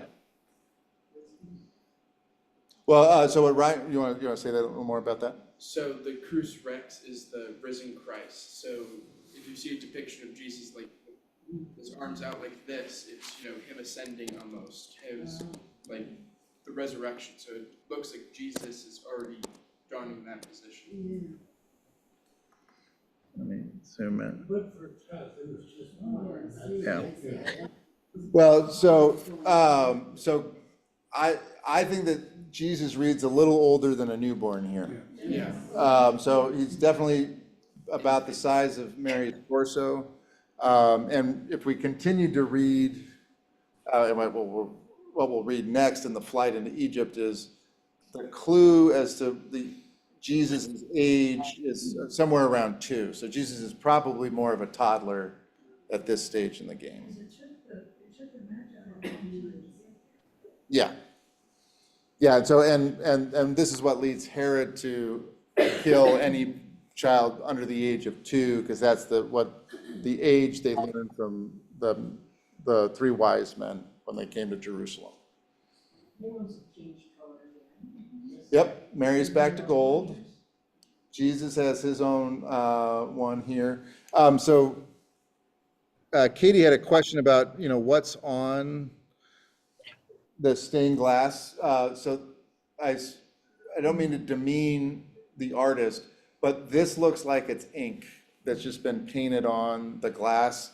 So it looks almost heraldic, right? This kind of 4-petal flower with the 4 seeds around it. But when you look at this in the church, it looks like it's drawn in with like pen or something. Rick, can you scroll back up to the top? Yeah. of that? Was this a window that was rebuilt? I don't know. I think that's a question for maybe Katie Rittman. And I don't know, so when we say rebuilt, I don't know if it was just A reconstruction? re-leaded. They were restored, all the ones except the one that faces into the elevator one. Okay, those twin, That one was okay, left. yeah. But the other ones, all the lead was removed, the glass was clean, it was reassembled with new lead. Okay, yeah. And the most unique ones were ones, The southern side, yeah, because of this. yeah, Like, those were the ones that had to be restored, the ones on the north side were not restored. yeah. Yeah, so I mean, I think Betsy said it, we've got the 3 crowns, I'm reminded of the hymn, casting down their golden crowns. So I think we all kind of, the 3 wise men, so if you remember at the beginning of the Epiphany season, you were invited to bless your homes with the chalking of the doors, right? The name of the 3 wise men are Caspar, Balthazar, and Melchior. So Melchior is presumably the king at the bottom because he's the oldest king by tradition, and he is the giver of the gold. So we think that that's Melchior on the bottom. Balthazar, starting in the Renaissance, Balthazar is coded as African. And so this is, if it follows that tradition, Balthazar is likely the wise man in the middle. He's associated with the gift of myrrh. And then up top, that kind of leaves Caspar with his gift of frankincense. Caspar reminds me of a kind of Tudor robe, right? Like this strikes me as a kind of Tudor fur robe. I don't know what these are called. Sable, yeah.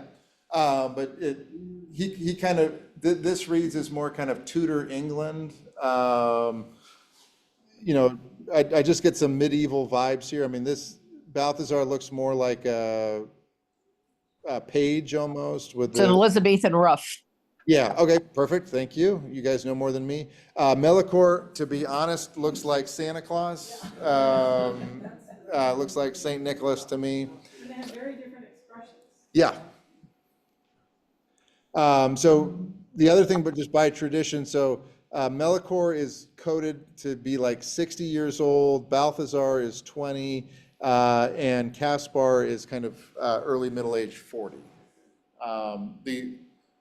I'm not sure what has happened over the centuries, but Christian art and tradition and legend have kind of given these 3 guys some very specific roles and gifts over the years. So, yeah, I think like this is probably the most traditional kind of Madonna and child pose for Mary. It looks almost identical to the wooden Madonna and child that's at the edge of the chapel in the church. Head placement, inclination of the head all together. Looks very, very similar to what we have encased in wood on the other side of the chapel. Now, I noticed in most of the stained glasses, there's up about like a third of the way down, there are 3 dots on either side. Is it just a significance of 3? Minus 2. So where are you looking? So, see where the first Oh, here? bar is? Yeah. I haven't noticed. Most of them. So it's kind of two, but three on the left. Three, but we've seemed to have lost some of the coloring, right? Like we can see the brightness, but oops. Yeah, I've never noticed that, Katie. That's a great pickup. Yeah. Yeah, I don't know what the artist might have meant by that. Yeah. Yeah. Interesting. Cool. This is why I asked, that's why I need your guys' expertise. At the Oakland Museum, so they have that one photo. I wonder if they have any history on the artist who did all these. Because I would love to know that. Yeah. He would have kept his, files of these news stories. Yeah, that was the disappointing kind of, the quick scan through the archives. We at St. Stephen's just don't have a lot of the artists, and the only thing we do have is the reaction of the leadership of the church didn't care for it, which I find hilarious. They didn't like the stained glass. They didn't like the blue in particular. They thought it was too dark. Maybe, I don't know. They So, probably used to have a clear glass window and you Yeah. could in and it's. yeah.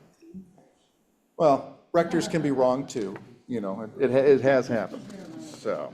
Don't throw too much light, we added many Yeah. downlights on the inside of this Right. sanctuary because the light from the attendance is so inadequate. Yeah. That's how it was. Yeah. Think back to before the remodel. Well, and people have heard me tell this story. So for years growing up, it was then the 9 o'clock service of Lessons and Carols on Christmas Eve. There was a giant resistor drum that dimmed the lights. And from 7th grade through my first year of grad school, I was operating the lights. And so when Dad took retirement and we were spending our first Christmas away from St. Stephen's, I told Tom, I said, Tom, you need to get an acolyte to do the lights. He goes, the lights? He goes, yeah, you know, we raise them when we sing, we lower them from the readings. He goes, somebody did that? I said, Tom, who do you think did that? Like, I just thought God did it. So yeah, I remember those old drums. All right, so we've got, I think 3 more, right? Child in the temple. We missed the Egypt. Did we? Yes, we may have. Sorry. Yeah, we passed That's over. cool. Yep, okay, sorry. All right, so flight into Egypt.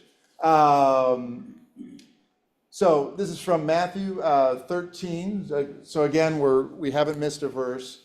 Now after they had left, an angel of the Lord appeared to Joseph in a dream and said, get up, take the child and his mother, and flee to Egypt and remain there until I tell you, for Herod is about to search for the child to destroy him. Then Joseph got up, took the child and his mother by night, and went to Egypt and remained there until the death of Herod. This was to fulfill what had been spoken by the Lord through the prophet, out of Egypt I have called my son. And when Herod saw that he had been tricked by the Magi, he was infuriated, and he sent and killed all the children in and around Bethlehem who were 2 years old or under, according to the time he had learned from the Magi. Then what had been spoken through the prophet Jeremiah was fulfilled. A voice was heard in Ramah, wailing and loud lamentation, Rachel weeping for her children. She refused to be consoled because they are no more. So we'll hit play. Yep. Yeah.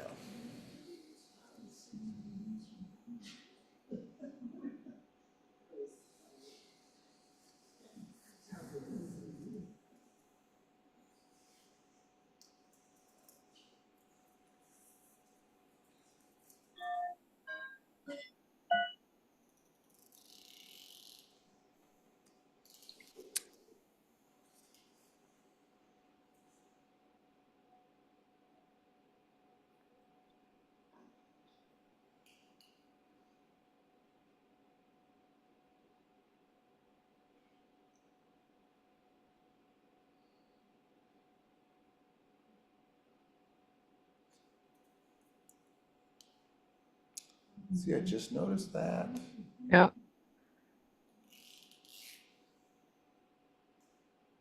Wow, okay, that's actually two things I just noticed. So, one here in the blue, right on the edge of the mandorla, is kind of a blue daisy. So Yep. maybe continued motif of that. I'm also struck by the thorns of whatever is growing right here. It looks like it comes out of the medallion. Maybe, but as far as I can remember, there isn't anything else that would come out of the medallion. Maybe, but that's just something I just noticed. The fleur-de-lis too. Yeah, so I think for a couple of frames now. yeah. So Joseph retains his staff, but we've lost the fleur-de-lis. We've got different colors on the halo. So Mary returns to gold. Joseph now dons a red one. This is the strongest donkey I've ever seen in my life. That is some very well-defined musculature there. What else do we notice here? Jesus looks like, his head still looks like a 3-year-old, but his body was like a Yeah. little infant.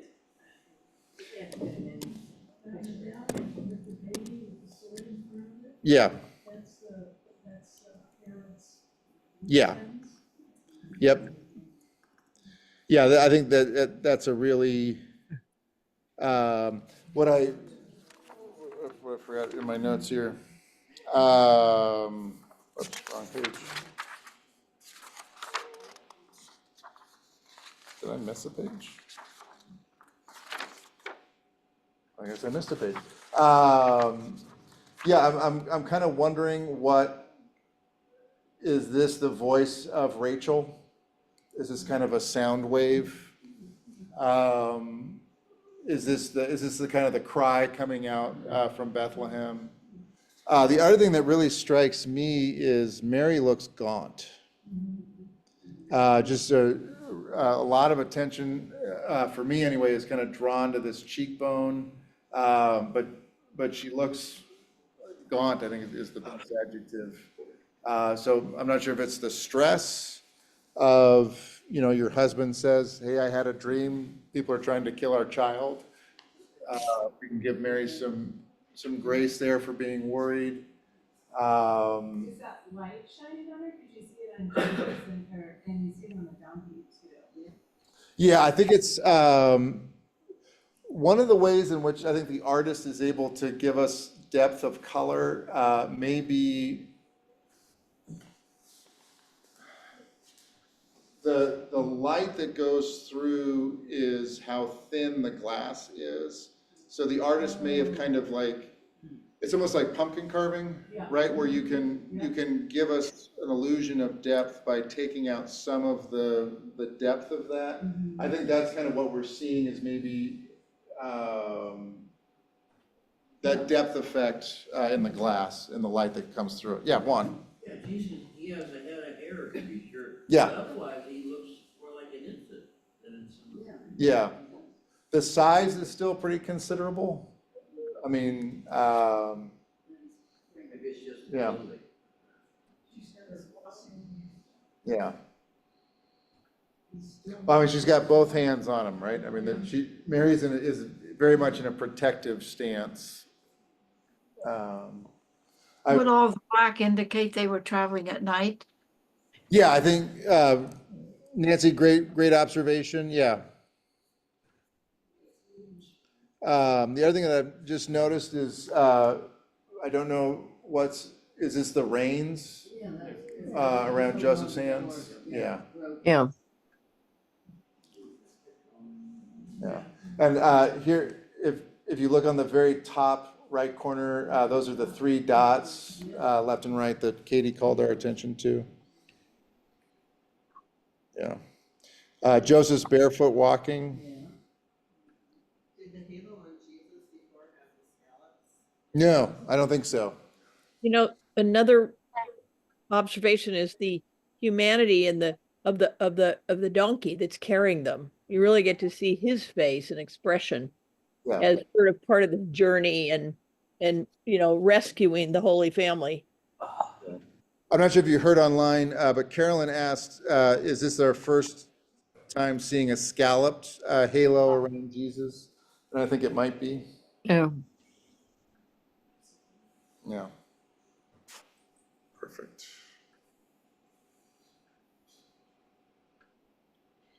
Yeah, they both look tired to me. Yeah. It's a long walk. Well, and it's the middle of the night too, so, yeah. Yeah, so I wonder, we've got a change in color for the halos. Mary's is gold. Could that be a reference to divine favor? Joseph's is red. Red is usually associated with martyrdom, which we do not believe Joseph was. If you read the Gospels, particularly Mark and Luke, carefully, there's evidence that Joseph has died before Jesus reaches his public ministry, but maybe it becomes a reference to kind of sacrificial love. Right? I mean, Jesus is only his stepson. So what is Joseph? Anyway, there's what do you guys think about the red halo? Anything? But wouldn't there be kind of a sacrifice that Joseph is dead when Jesus has not grown up yet? So in some ways, that's. Yeah, I mean, the Gospels are silent. I mean, I think the easiest thing is just that Joseph died of natural causes. Yeah. But he's missing. Matt? Yeah. Yes. Hi, it's me, Karen. Hi, I was wondering, maybe red on Joseph signifies royalty of the house of David? I don't know, but maybe? Yeah. Does anybody know? Sorry to turn to the other MDiv in the room, but. I thought blue was more of a sign. Okay. Blue? Yeah, some of the theories in the room are more blue. More blue? Okay. I would say is look it up, because you never know. Like before this week, I didn't know that daisies were a symbol of the nativity. So you never know. You never know. Yeah.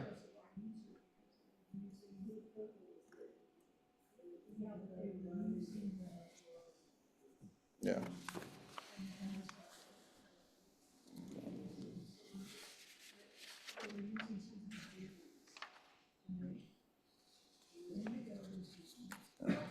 So in the effort to get you guys out by 8:30, I'm gonna push forward through our last 3 windows, right? And then we'll try and get you out by 8:30. So this is the child in the temple. So we're back to the Gospel of Luke now. Now every year his parents went to Jerusalem for the festival, the Passover. And when he was 12 years old, they went up as usual for the festival. When the festival was ended and they started to return, the boy Jesus stayed behind in Jerusalem. But his parents were unaware of this. Assuming that he was in the group of travelers, they went a day's journey. Then they started to look for him among their relatives and friends, and when they did not find him, they returned to Jerusalem to search for him. After 3 days, they found him in the temple, sitting among the teachers, listening to them and asking them questions. And all who heard him were amazed at his understanding and his answers. When his parents saw him, they were astonished, and his mother said to him, "Child, why have you treated us like this? Your father and I have been anxiously looking for you." He said to them, "Why were you searching for me? Did you not know that I must be in my Father's house?" So we'll take a look at the window.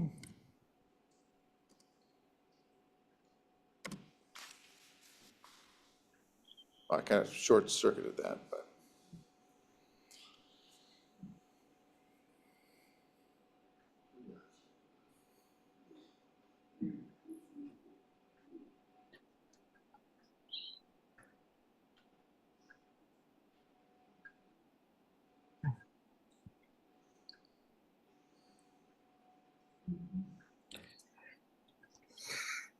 Okay. What do we notice? what are we wondering about for this one? Well, if the upper male figure is meant to be Joseph, he seems to have lost his halo. And I think that lack of a halo probably means that it might It wasn't not. Joseph? Okay. Yeah, I think it might just be another gentleman with a beard. It looks like Mary has two right hands. Yes. And so I don't know if that's maybe Joseph just off stage. But yes, no, I noticed that as well, that Mary has two left hands. I had always thought this window was the baptism of Jesus, and that was John? no, sorry,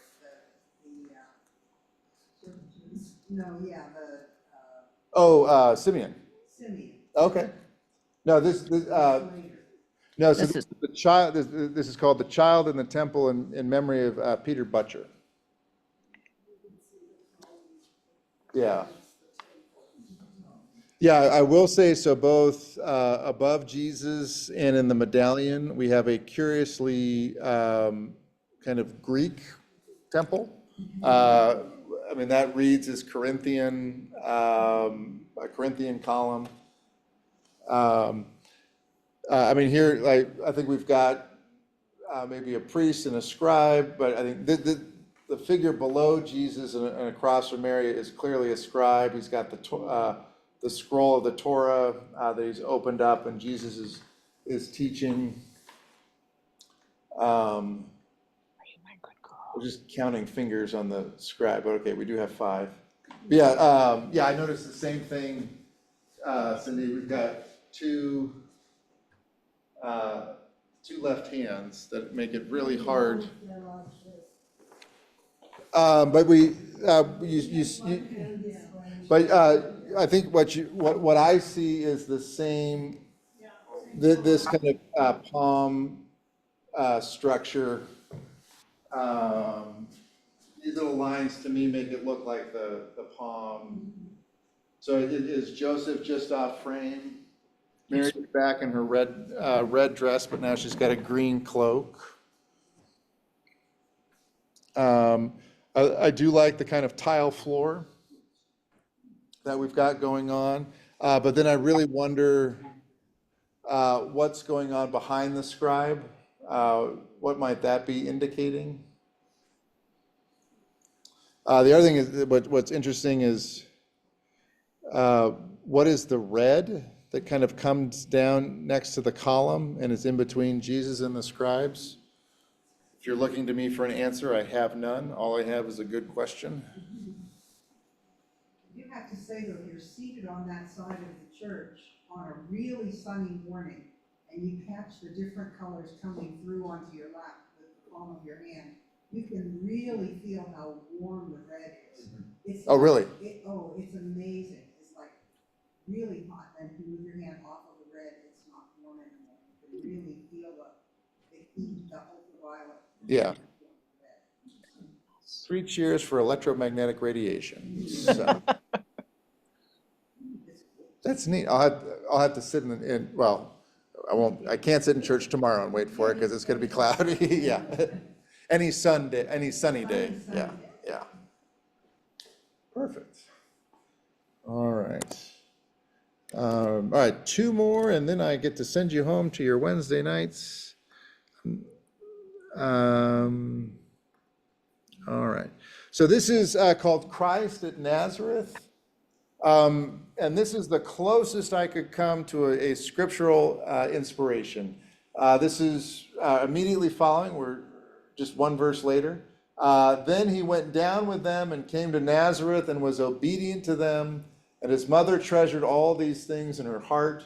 And Jesus increased in wisdom and in years and in divine and human favor. Let's do this the scan, and then I'll give you my commentary.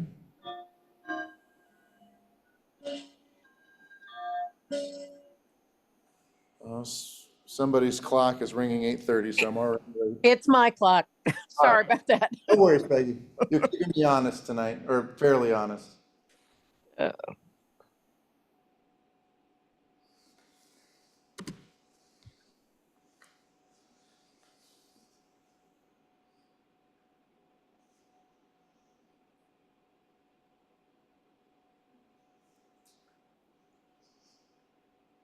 anybody read Last Temptation of Christ, Nico's cousin dies? Mhm. He points out, it's a fictionalized account of the crucifixion, but he points out the irony that most likely Joseph as a carpenter is making crosses for the bronze to kill people. So I'm just, sorry, Ryan, I'm hazing the new guy here. So I'll start with the medallion. So the initials IHC are kind of the initials of Jesus. So it's those same first three letters in ichthos. So Jesus Christ, Son of God. Underneath them, so Ryan and I are fairly convinced that this is another fleur-de-lis. And what I was just asking Ryan to look up is there a symbol for Joseph? Lilies in the square. Lilies in the square, shucks. Dang it, my good theory. I thought it would be really nice if this was a symbol of Jesus, a symbol of Joseph, and a symbol of Mary. Sadly, I hate it when truth gets in the way of a good story. Shucks, okay, of course it would be the square. Duh, okay, all right, shucks, okay. What else I'm just gonna, so we can kind of zoom in. What I love about this picture is that it to me, it is a kind of an imagined scene, right? The Bible never talks about Mary's cooking or Joseph's woodworking. This is just what Jesus's everyday might have looked like as the son of a carpenter. And for that reason, it's one of my favorites, is because it utilizes that joy of imagination that I talked about in my sermon 2 weeks ago. And so for that reason, I really love this installation in particular. A few things of note: Mary is back to red with her halo. Whatever she's cooking is almost Pepe Le Pew-like wafts of fragrance coming up. So we can presume that Mary is a fantastic cook just based on the steam wafting off of whatever she's cooking for dinner. We've got Joseph doing some sawing, obviously. Jesus is carrying a bit of lumber to Dad there. Hopefully he wasn't traumatized by being asked to aim the flashlight at where he was working by his father, like every son after him might have been. So don't point it there, you idiot. But what are we wondering? What do we notice? What kind of strikes us in this picture? But you know, it's a nice father-son picture too. Yeah. Because of what we do about Joseph doesn't have a halo. Nope. It's really a very just domestic scene that could be any family. Yeah. Makes it more human. Well, he doesn't have a halo, but what do you think this red outline is? There's sorry, I'm just noticing this, so I'm thinking out loud. But we've got this around Mary, we've got it around Jesus, and we've got it around Joseph. Jesus obviously has the most prominent halo. Maybe this isn't a halo, maybe it's something else on Mary.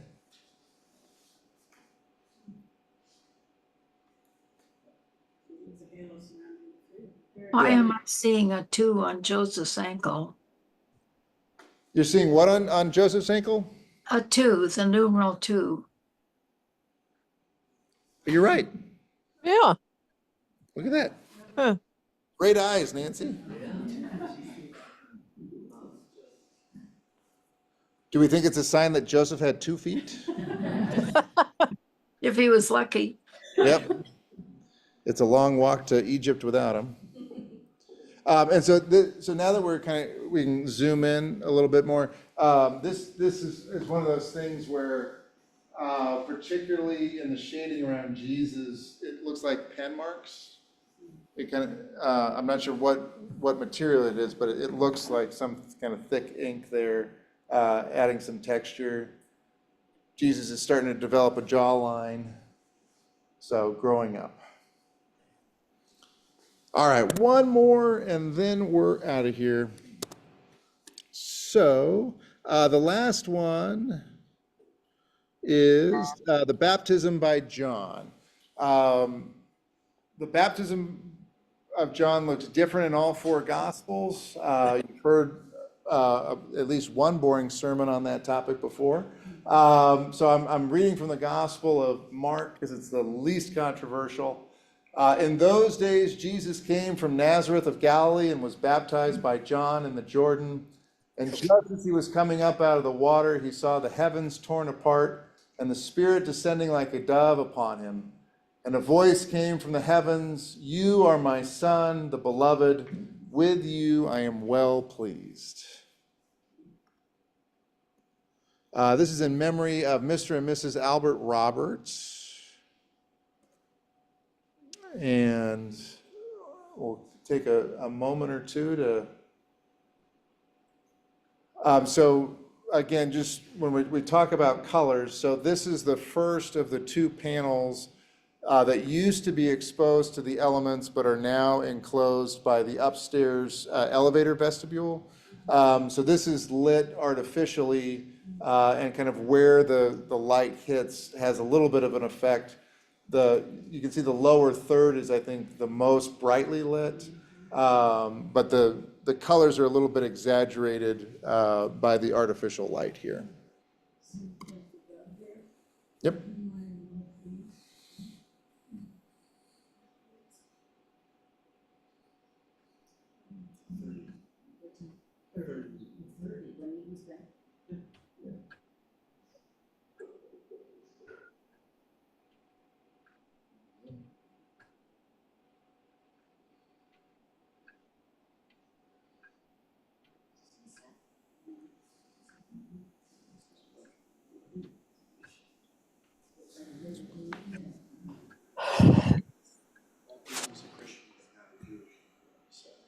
Yeah. All right. Different water rights. So, yeah. So for those of you online, Betsy was sharing that that John looks pretty robust, where Jesus looks pretty frail. What I'm struck by is the dove. It almost feels. What's the bird that like an osprey? Like it. I just see a lot of speed in the whole. Like this isn't a dove floating. Like this is a dove dive bombing. Yeah. So I just sense a lot of speed there. I think there's a little bit of what I would read as a kind of a God ray or a heavenly ray down here. It originates above John, kind of goes through him and lands in the waters of baptism. It's not holding it, it's not something. No, yeah, it to me it feels like a ray, not a staff, in the crook of his elbow there. Some people may have noticed, so the medallion here is a scallop shell. Yep. So the scallop is associated with St. James, who legend says was actually carried to Spain during I think the ship was sunk, right? And then a scallop shell kind of carried him safely to the shores of Spain, where he started to baptize the locals there. So it's the symbol of pilgrims on the Santiago de Compostela to the Cathedral of St. James. And one of the nice things about the scallop shell is, as you start at the bottom where it's at its widest, it kind of comes to a point, and that's often symbolized kind of where pilgrims come from all over the world, and they're drawn into one point on the pilgrim's path.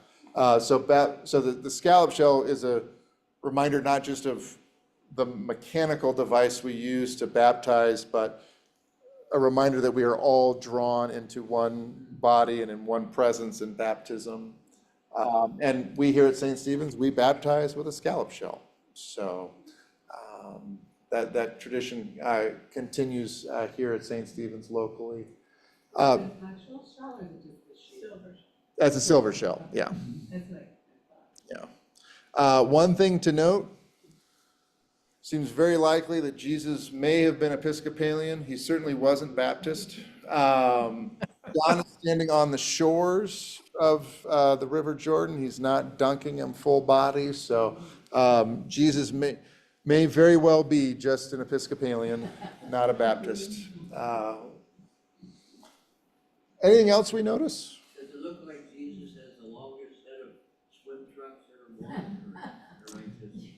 Something, yeah. I mean, maybe a 1920s swim outfit.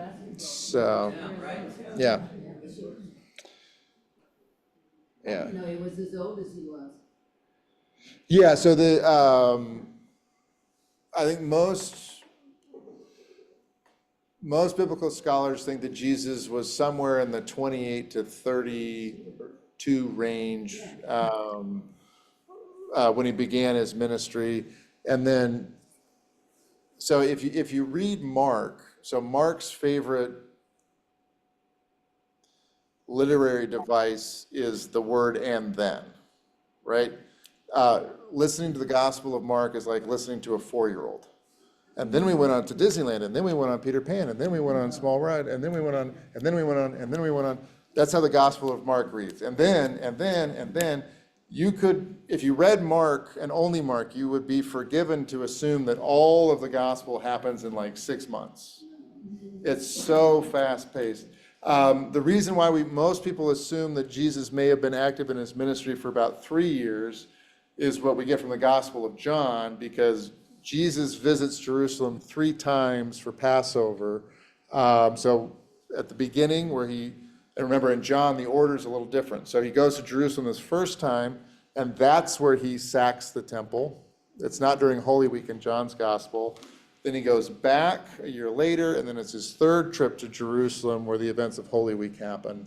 So somewhere between 1 and 3 years, and we kind of get that by meshing the Gospels together between Luke and Mark. Is that the way it was all for years and years after this?